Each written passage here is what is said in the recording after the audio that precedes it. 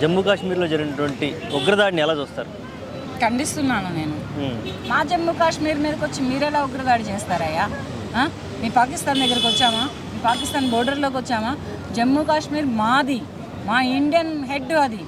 మా హెడ్లోకి వచ్చి మా హెడ్లో తల్ల పేలు తెస్తాం, తెల్ల ఎండగలు పీకుతామంటే ఎట్టా కుదిరిద్ది? మిమ్మల్ని ఇప్పుడు కుక్కటేళ్లతో సహా పీకేస్తాం మేము. మీరు కాల్పులు ఎదురు కాల్పులే చేశారు. మేము చేసే కాల్పులు ఎలా ఉంటాయో తెలుసా?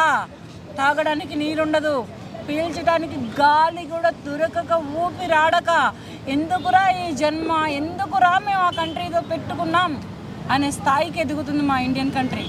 అలా చేస్తారు మా మోదీ గారు. ఏమనుకోని మీరు ఇది ఎంతటి ఉగ్రవాదాలను దాటిని పోటెత్తారు? ఏం చేద్దామని, ఏం సాధిద్దామని?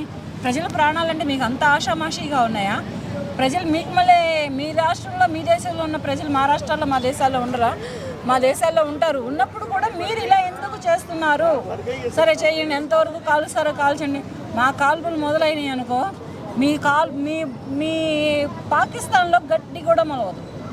మా కాల్పుల దాడికే కానీ, మా ఉగ్రదాడికే కానీ, మీ ఉగ్రదాడికే కానీ పోలిస్తే గడ్డి కూడా మొలవకుండా చేస్తాం.